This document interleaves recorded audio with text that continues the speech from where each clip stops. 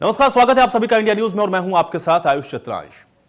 देश के लोकतंत्र की आज हम आपको सबसे दुखद तस्वीर दिखाने वाले हैं, जहां पर एक महिला का चुनाव में उतरना उसकी जान पर आफत बन गया है। यूपी में पंचायत चुनाव का माहौल तो है, लेकिन गोंडा में मनकापुर ब्लॉक के अंधियारी गांव की एक महिला उम्मीदवार को प्रधान का चुनाव लड़ना इतना भारी पड़ गया है कि आज दबंगों के आतंक के डर से पूरा परिवार गांव के बाहर रहने को मजबूर है।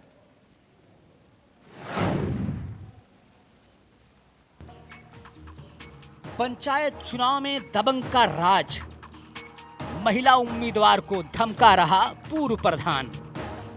सत्ता जाने से डरा प्रधान, बना दबंग। पंचायत चुनाव की सरगर्मी पूरे शबाब पर है। गांव की सत्ता पाने के लिए प्रत्याशी जोर लगा रहे हैं, लेकिन कई गांव के पूर्व प्रधान को हाथों से सत्ता जाने का डर सता रहा है। ऐसे प्रधान अब सत्ता पाने के लिए साम दाम दंड भेद हर हथकंडा अपना रहे हैं। सत्ता पाने का हर पैतरा इनके लिए जायज है।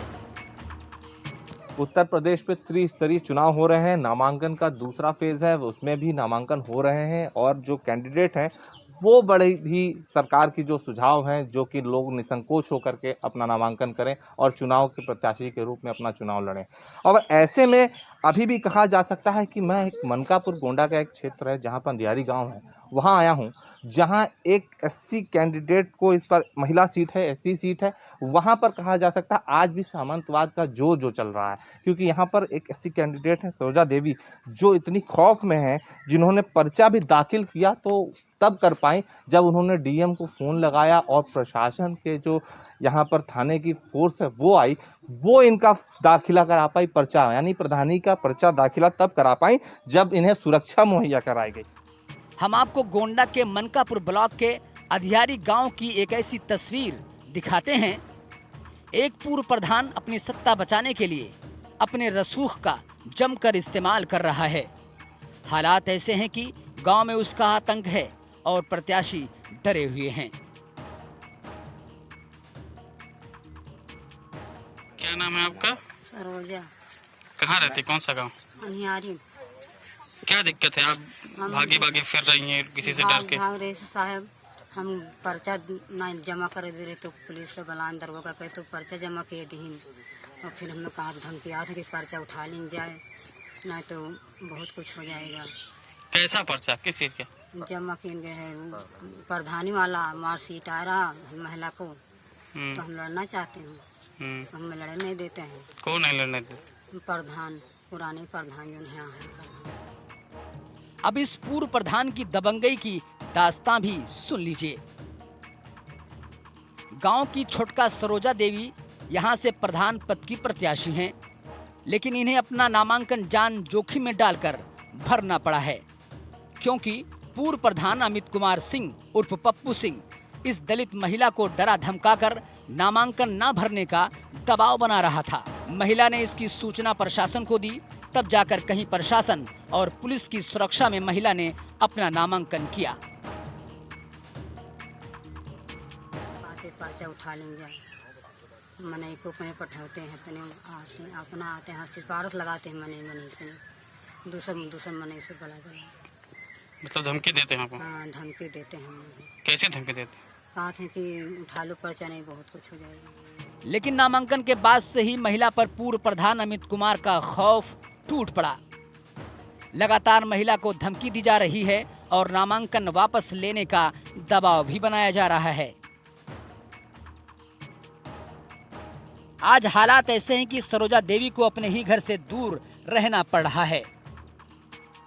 एससी महिला सीट होने के कारण पूर्व प्रधान चुनाव नहीं लड़ सकते हैं, लेकिन अपने घर में काम करने वाली एक महिला प्रधान पद का प्रत्याशी बनाकर गांव की सत्ता अपने हाथ में रखना चाहते हैं। 3 दिन हो गया घर पर नहीं रहती है हमारी पत्नी, कोई नहीं रहते हैं परिवार, इधर उधर रहता हूँ, डर की माहौल है यहाँ।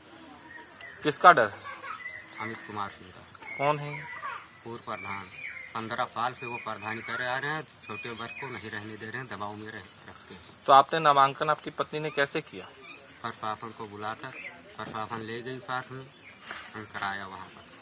तो अब क्या चाहते हैं वो कि पर्चा वापस ले लें? हाँ, वो कहते हैं पर्चा अपना वापस ले लो। मैं पर्चा वापस नहीं लेना चाहता हूँ, अलग लड़ना चाहता हूँ। गांव का दबंग और रसूखदार होने की वजह से पूर्व प्रधान के खिलाफ कोई चुनाव नहीं लड़ना चाहता, लेकिन जब छोटका सरोजा देवी ने चुनाव में उतरना चाहा, तभी से पूर्व प्रधान का उसकी जान का दुश्मन बन बैठा।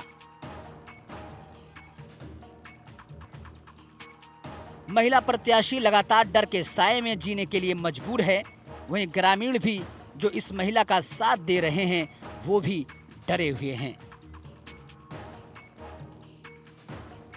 ग्रामीणों का जो डर है वो इसलिए है, कहने का मतलब है कि वो ऊंची जाति के लोग हैं, यहाँ नीचे कास्ट के लोगों को जो है चुनाव में उतरने नहीं देते हैं। और ऐसी सीट ये हो गई है, उसके बावजूद जो है वो चाहते हैं कि जो है निर्विरोध चुनाव हो जाए। और जो कैंडिडेट हैं बीच में हमारे जिनसे सरोजा देवी, उनका कहना है कि वो इतना डर का माहौल बना रखा है कि वो अपना नामांकन वापस ले लें। और ये कहने वाली बात है और बहुत ही गंभीर बात है, क्योंकि प्रदेश की योगी सरकार जिन्होंने पहले ही कह रखा है कि इस बार का जो चुनाव होगा उसमें किसी प्रकार की धांधली नहीं होगी, ना ही कोई ऐसा कैंडिडेट भी होगा मैदान में जिसके ऊपर कोई मुकदमा या हिस्ट्री शीटर जैसा होगा। लेकिन यहाँ पर अगर बात की जाए तो खड़ाऊ राज्य देखने को मिल रहा है कि सीधे सीधे कैंडिडेट को जो है डरा धमका करके उसे अपना नामांकन वापस करने की स्थिति उत्पन्न की जा रही है। गोंडा से अभिषेक सिंह, इंडिया न्यूज। तो यूपी में त्रिस्तरीय पंचायत चुनाव को लेकर के प्रचार प्रसार अपने चरम पर है। कहीं विकास की बात हो रही है तो फिर कहीं विकास का हिसाब भी मांगा जा रहा है। अब हम आपको लेकर चलते हैं गोरखपुर के रजही गांव में, जहां इस बार पंचायत चुनाव विकास बनाम विकास हो रहा है।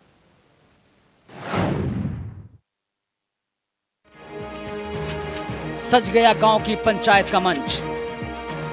गोरखपुर के रजही में किसका होगा राज? कितना हुआ विकास, कितना होना बाकी? जनता मांग रही 5 साल के काम का हिसाब।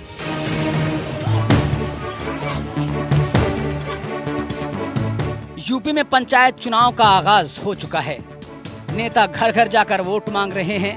मौजूदा प्रधान जहां अपने काम का हिसाब दे रहा है, वहीं नए प्रत्याशी 5 साल के लिए लोगों का आशीर्वाद मांग रहे हैं।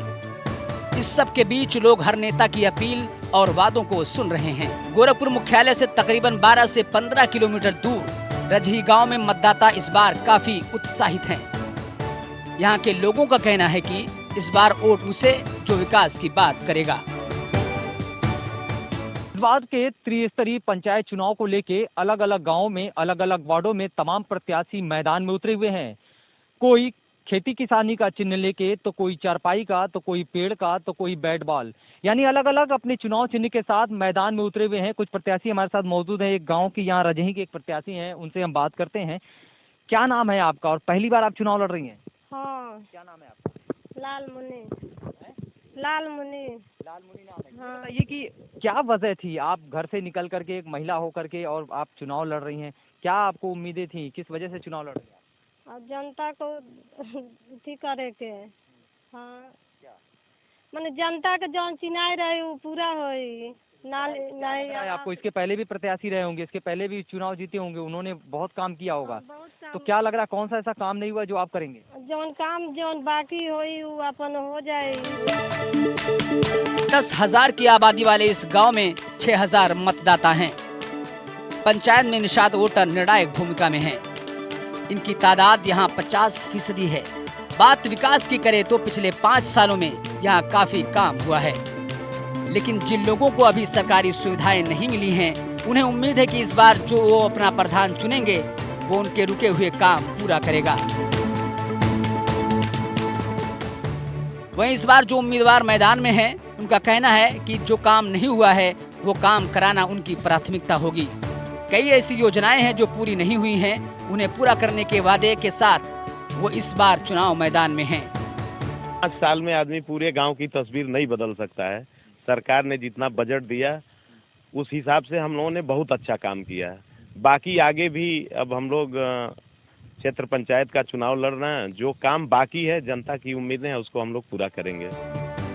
रजही गांव के लोग इस बार किसे अपना प्रधान चुनते हैं ये तो 2 मई को साफ हो जाएगा, लेकिन इन सब के बीच गांव में इस वक्त सियासत 7वें आसमान पर है। हर उम्मीदवार के अपने वादे हैं, लेकिन फैसला यहाँ की जनता को करना है।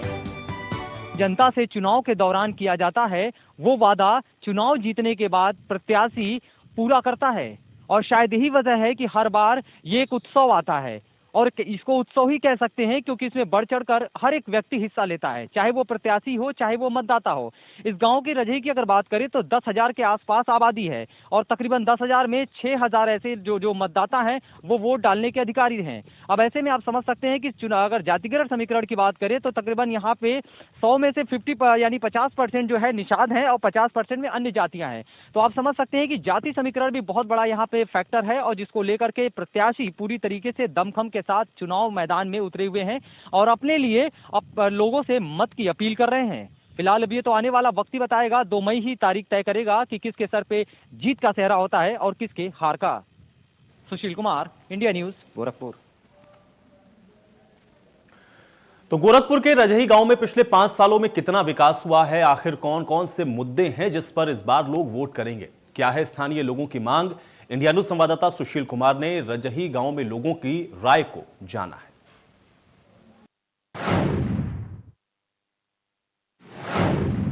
इंडिया न्यूज लगातार अपने कार्यक्रम में उन हर चीजों को दिखाने की कोशिश कर रहा है जो चुनाव से जुड़ी हुई हैं।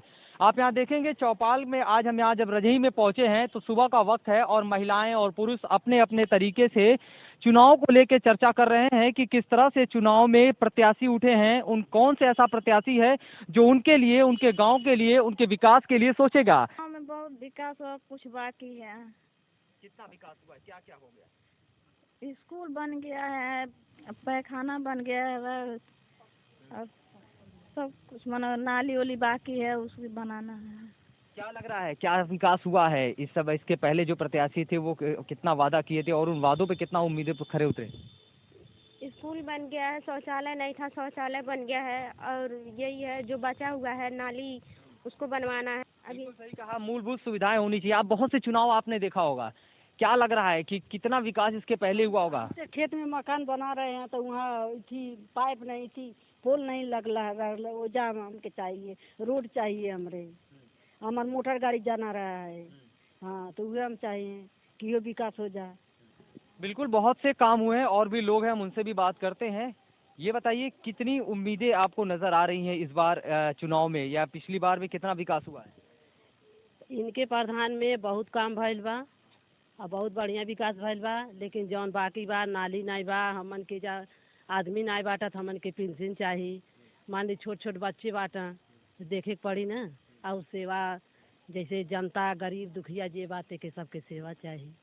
हाँ, अब की बारी यह बा कि जौन आकी बाकी बा प्रधान जी हो खां आ जौन काम बाकी बा ओके करा। बिल्कुल सही कहा आपने, एक आम आदमी यही उम्मीद लगाए रहता है। आप बहुत चुनाव देखी होंगी दादी, क्या उम्मीद लग रहा है कि इस बार क्या विकास और होना चाहिए? हाँ, तब का जौन आकी बाकी बा ओके बनवा दे। सड़क नहीं बा, कल नहीं बा, रोड जहाँ जहाँ नहीं बा वो कुल सब चाहिए। हमन के जमीन नहीं बा, रोडे बानी सभी, तो जमीन हमके कहीं होखे तब दे प्रधानी कहीं। बहुत अच्छी बात है। गाँव हो चाहे शहर हो, काम भी चाहिए और मदद भी चाहिए। कुछ लोग भी हमारे साथ मौजूद हैं। ये बताइए कि कितना विकास इस बार गांव में हुआ है इसके पहले, या अभी कितनी उम्मीद आपको लग रही है? अभी तक तो विकास बढ़िया हुआ है, जो भी है पहले से ज़्यादा बेहतर हो गया है, और उम्मीद करते हैं कि आने वाले प्रधान ज़्यादा से ज़्यादा विकास करें, और ज़्यादा से ज़्यादा लोग जनता उम्मीद लगा के रखी है कि इससे ज़्यादा इस विकास को और आगे ले जाना है। अच्छा ये बताइए, सरकारी योजनाएं जो होती हैं, क्या वो सरकारी योजना गांव में आई हैं? ज़रूर आई हैं, सभी योजनाएं लगभग ज़्यादा से ज़्यादा आई हैं, कुछ बाकी रह गई हैं। आने वाले से उम्मीद है कि वो उसको पूरा कर सकें। बिल्कुल, सबको उम्मीद होता है। ये बताइए कि आपकी अगर बात करें तो कितना विकास हुआ है, या आप जो आने वाले जो अभी प्रत्याशी हैं जो मैदान में उतरे हैं उनसे कितनी उम्मीद लगाएं?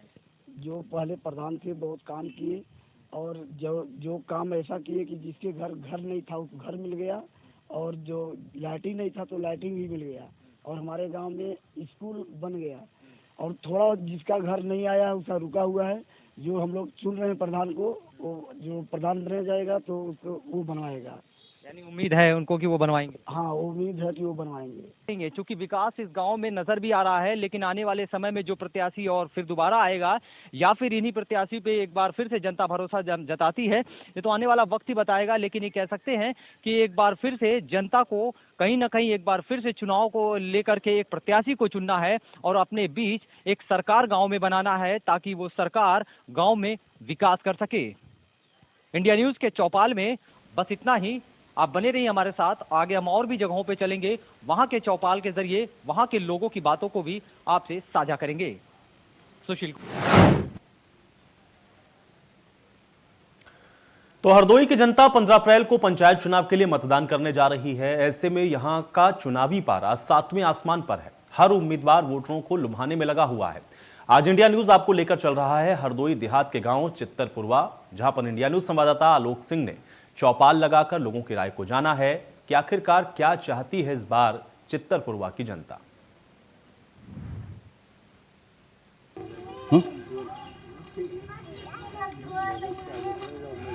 आज देश को आज़ाद हुए 73 साल होने को आए हैं, लेकिन गांवों की स्थिति क्या है वो हम आपको बताते हैं। आपको ये भी बता दें कि गांवों में जब से 93 से 1990 से जब ग्राम प्रधान के अकाउंट में पैसे आना शुरू हुआ, तब से ये घालमेल शुरू हुआ।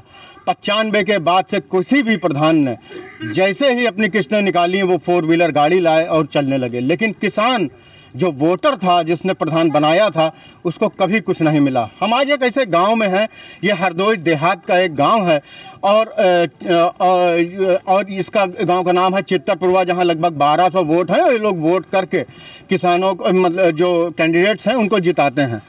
आपसे हम ये जानेंगे कि हम महिलाएं भी हैं, पुरुष भी हैं, और आपसे ये जानना चाहेंगे, हमारे साथ महिला हैं, अपना नाम बताओ। शांति। ये बताइए कि आप जब से यहाँ हैं तब से विकास कितना देखा आपने गांव में? कुछ विकास नहीं हो, कोई प्रधान नहीं दे विकास। 15-16 साल पहले थोड़ा खंजड़ा पर न कोई, न लेटरिन, न कॉलोनी, न कोई चीज दे प्रधान। तो आप कैसा प्रधान चुनना चाहती? अच्छा हो, कोई गाँव बनावे, पब्लिक के लिए कुछ करे तो प्रधान बढ़िया। वो अपना पेट भर ले तो प्रधान काहे करो है।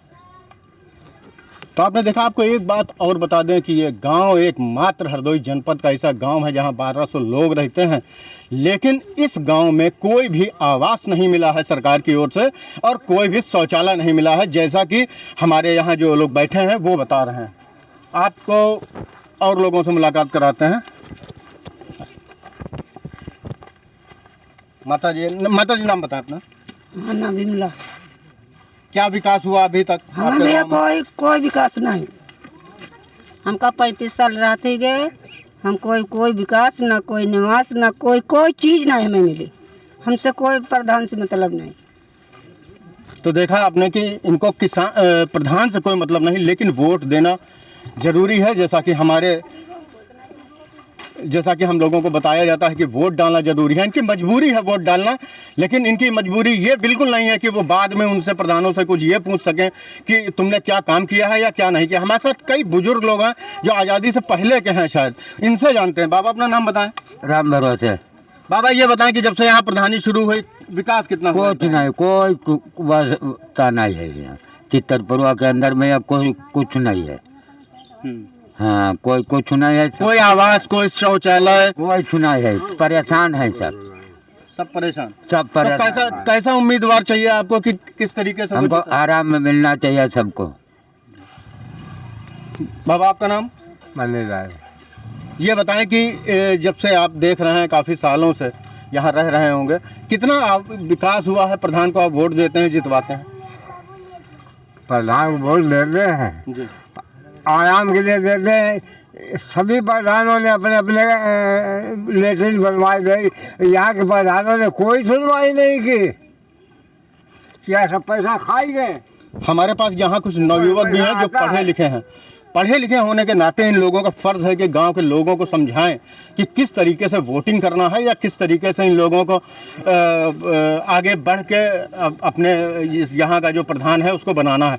तो हमारे साथ है एक युवा नेता भी हैं। भैया अपना नाम बताएं। जी मेरा नाम पदम सिंह है। ये बताएं पदम कि आप पढ़े लिखे हैं, युवा नेता भी हैं, किस तरीके से गांव के प्रधान हैं जिस रहे हैं, उन लोगों ने क्या विकास किया है गांव के बारे में? देखिए, स्वायत्त इकाई के रूप में ग्राम पंचायतों को जो अधिकार दिए गए संविधान संशोधन के माध्यम से, 6ठी पंचायत हम चुन चुके थे, उसका कार्यकाल हमने देखा। आम मतदाता आज भी सामाजिक रूप से या लोकतांत्रिक रूप से सरकारों द्वारा ग्राम पंचायत के माध्यम से दिए हुए लाभ व अधिकारों का प्रयोग करने का जो एक माध्यम, एक जरिया हमको चुनने का जनप्रतिनिधि के रूप में देती है, जिसको हम सरपंच या प्रधान कहते हैं, वो हम लोगों से इतना दूर हो जाता है सिर्फ पद पे आते ही कि वो वापस आके जनता के बीच में उन लोगों के सुख दुख का हालचाल ही नहीं लेता। जबकि लोकतांत्रिक रूप से वही हमारा व्यक्तिगत सबसे ज़्यादा लोकतांत्रिक अधिकार का प्रयोग करने वाला पद है और उसी से सबसे ज़्यादा जनता को अपेक्षाएं रहती हैं। ऐसा माना जाता है कि प्रधान जब बन जाता है उसके बाद वो गाँव वालों को लिफ्ट नहीं देता, क्या कारण है इसका? मेन कारण क्या है? देखिए, कुछ संवैधानिक अधिकारों में इस तरीके की बातें हैं कि ग्राम पंचायत को जो अधिकार दे दिए गए धनराशि के आर्थिक रूप से उपयोग करने का, 4 दिनों में धनराशि का उपयोग किया गया, किस तरीके से किया गया आम जनता को नहीं मालूम होता है। सिर्फ 1-2 सिग्नेचर करने वाले, हस्ताक्षर करने वाले जिम्मेदार लोग पूरे पैसे का उपयोग किस तरीके से कर रहे हैं, आम मतदाता के बीच में सब बातें नहीं आ पाती हैं। इस अवस्था में जनता सिर्फ मुंह तकती रह जाती है। जो लोकतांत्रिक पर्व हो रहे होते हैं उनको देखती रहती है, उनमें सहभागिता करती रहती है। हमारे साथ कई महिलाएं और भी हैं, हम महिलाओं से जानेंगे। क्योंकि महिलाएं घर में रहती हैं, पुरुष काम करते हैं। महिलाएं किस तरह से देखती हैं कि किस तरीके का उम्मीदवार होना चाहिए? किस तरीके का उम्मीदवार होना चाहिए आपका? क्या जी आप बताएं। अब बढ़िया भी वो चाहिए, कोई ऐसा प्रधान हो जो सब हम लोगों ने करी देखभाल करे कि हम लोग मजूर आदमी हैं, आदमी लोग काम पर चले जाते, मेहरुआ लोग ऐसे ही भटकती फिरती, कहूँ मजूरी करे होती, कहूँ कोई विकास नहीं है। तो ऐसे में जो विकास नहीं है तो यहाँ पे जो नवयुवक हैं, लड़के हैं, इन लोगों को एक मायने मतलब रखना चाहिए कि किस तरीके से ये अपने आप को इस्टेब्लिश करें गांव में कि और महिलाओं को, वोटर्स को समझाएं कि किस तरीके के प्रत्याशी को वोट देना चाहिए। आपके हमारे साथ एक नवयुवा लड़का और भी है, उससे जानेंगे कि किस तरीके का प्रधान होना चाहिए गांव में। प्रधान ऐसा होना चाहिए जो हमारी ग्राम सभा में विकास करे, किसी व्यक्ति की समस्या उसको सुने और देखे। यहाँ प्रधान हो जाते हैं, 10 साल से देख रहे हैं, प्रधान हुए देखने ही नहीं आते। एक बार आए, चले गए, अपने वोट लिया, चले गए, दोबारा देखने नहीं। किसी ग्राम सभा में किसी व्यक्ति को, अभी मैंने देखा विभूति नगर का मैं निवासी हूँ, यहाँ एक भी लेटरिन, एक भी मनरेगा, किसी व्यक्ति को कोई काम, कोई चीज़ के लिए कुछ नहीं मिला है। और अभी तक हम लोग दौड़ कर इधर उधर जाते हैं, एक एक मोहर के लिए प्रधान मोहर भी नहीं लगाते, कोई काम नहीं हो रहा है। और हम लोग दौड़ के थक गए। हमने बहुत सारे मनरेगा के लिए ले गए, लेकिन प्रधानों ने कोई काम नहीं किया, ना ही नाम जोड़ा। हम लोग बेरोजगार घूम रहे हैं। आप बताइए, सरकार मनरेगा का नाम डलवाने घूमती है, प्रधान नाम नहीं डाल रहे हैं। हम लोग इतना परेशान हो गए हैं। ये बताइए, कोई महिला हमको ये बताएगी कि सरकारी योजनाएं जो आती हैं ब्लॉक पे, वो आपको कभी किसी प्रधान ने बताया? कुछ नहीं बताया। तो कैसे आपका काम चलता है? प्रधान आपने चुना है, उससे पूछती नहीं है कि सरकारी योजनाएं जो आई हैं, जो सरकार देती है योजनाएं, वो हमको बताओ। यहाँ नहीं बताया किसी ने? कोई नहीं बताते हैं। हम तो क्या बतावे नहीं, तो कौन बतावे ही नहीं, जब आता ही नहीं तब क्या बतावे नहीं। तो आपने देखा कि गांव में चाहिए क्या? बिजली सड़क पानी। बिजली सड़क पानी से भी ज़्यादा जरूरी है इस वक्त जो परिवेश बन गया है वो ये है कि इन लोगों को, गांव के लोगों को ब्लॉक स्तर पर जो सरकार की योजनाएं आती हैं उसके बारे में अवगत कराना चाहिए प्रधान को। लेकिन अभी तक कोई भी ऐसा प्रधान नहीं हुआ है जिसने इन लोगों को एक कैंप लगाकर, इस तरह की एक मीटिंग करके इन लोगों को ये समझाया हो कि आपके यहाँ शौचालय आना है, आपके यहाँ वैक्सीनेशन होना है, आपके यहाँ कोविड-19 से लड़ने के लिए गाइडलाइंस हैं। कुछ भी नहीं बताना है किसी को, बस प्रधान है और उसको अपनी झोली भरना है। देखने वाली बात यह होगी कि आने वाला चुनाव अब की बार किस प्रत्याशी को चुनता है। जो प्रत्याशी पढ़ा लिखा होगा, जो प्रत्याशी यहाँ रहता होगा, उसी को शायद ये लोग अपना वोट करें। वीडियो जर्नलिस्ट आमिर खान के साथ आलोक सिंह, हरदोई। तो पंचायत चुनाव से जुड़ी आज इस खास पेशकश में मेरे साथ फिलहाल इतना ही, लेकिन आप बने रहिए इंडिया न्यूज़ के साथ। नमस्कार।